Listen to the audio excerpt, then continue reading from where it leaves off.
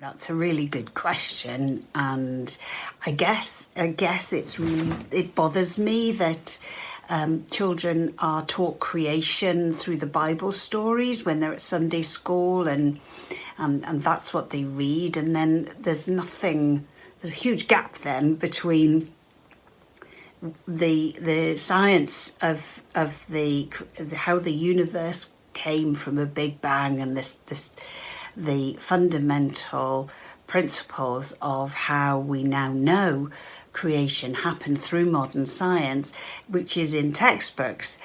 And that's a real tragedy, because obviously you can't blame a kid for thinking, well, they're two separate worlds with God over here and science over here.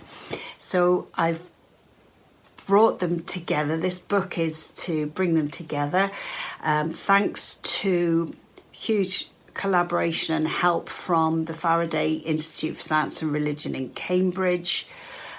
We've been able to combine really top-notch science. Also got great help from the UK Christians in Science group.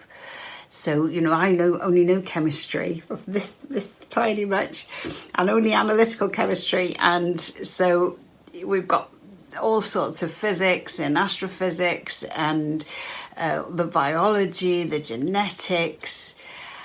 And then with really sound theology, we've been able to bring the two together, and it was my job.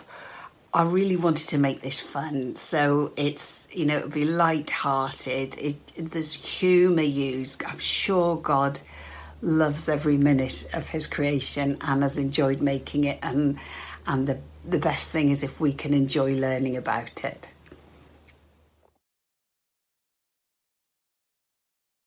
We've very much tried to marry up the science covered in the book with what's taught in schools in Key Stages 2 and 3. And that's really courtesy of Faraday Institute's help in Cambridge. So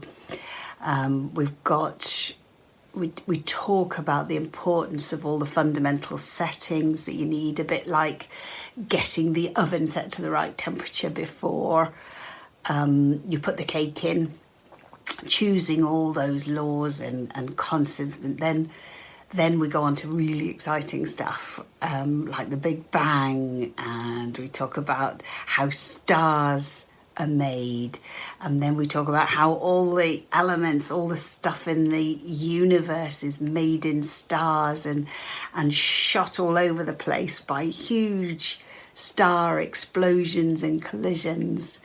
And how long the whole thing takes, that's always how long it takes to get all the right stuff in the right places where you want it.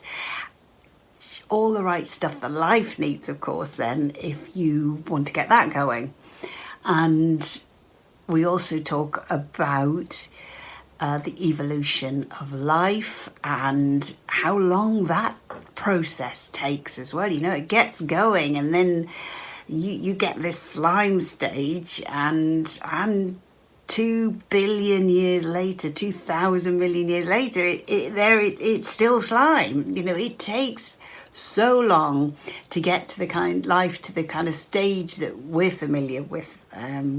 So it's wonderful in terms of amazing. It's awesome science, and I think it really should chime with exactly what the curriculum is teaching in these foundation years of science.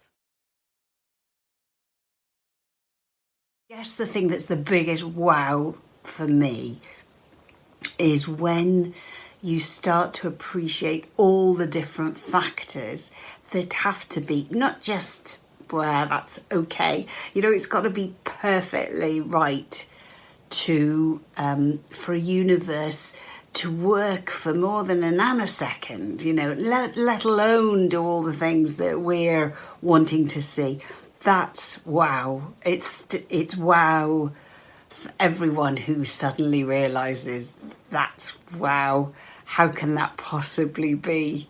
The chances of one of those things being, the chances of the right number of big stars to ordinary stars, the chances of carbon having the resonance just right so that stars can even make it.